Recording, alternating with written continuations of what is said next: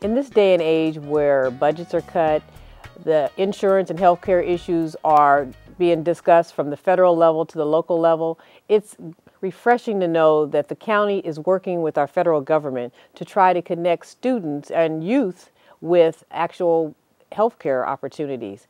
With me is one of the representatives from the Alameda County Social Services Department. He is the assistant director of that department, and his name is Randy Morris. Thank you for joining me. Thank you so much. So just tell us a little bit about the program. It's called Connecting Kids to Coverage. Correct. I like that. Yes, that actually comes from our federal government, as you introduced. Right. The Federal Health and Human Services Secretary, Kathleen Sebelius, a few years ago said, we have a really big problem. We have done a really good job in legislation, making a lot of children eligible for health coverage, but there's a lot not enrolled. In fact, about 5 million.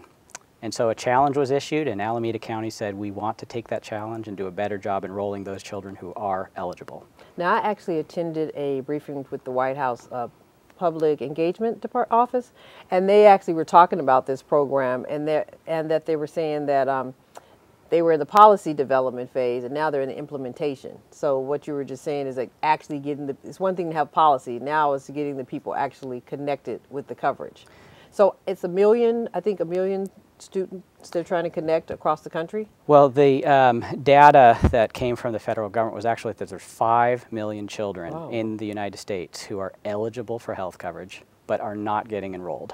How does this program work with the foster care system? Because I know I've heard often that once a child is 18, I think, they're out of the foster care, and then that means all the services that they receive before they no longer are eligible for. And is this something that kind of bridges that gap? Or indirectly, there have been a number of changes both at the federal and state level specific to foster care, and California actually has extended foster care to age 21. Oh, okay. But as it relates to health coverage, one of the things that's happened with the Affordable Care Act is now children who have emancipated from the foster care system deserve the same benefit as what the Affordable Care Act provides, which is children with families who have health coverage can now stay on coverage till 26.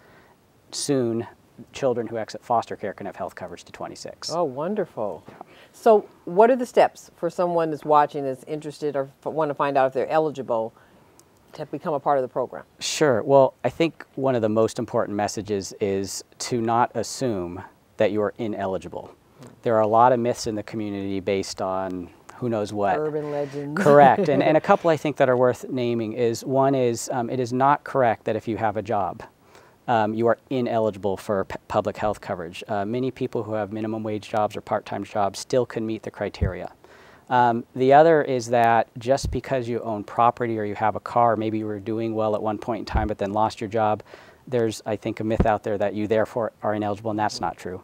And another one that's really prominent is the thought that public health coverage is only for single parents.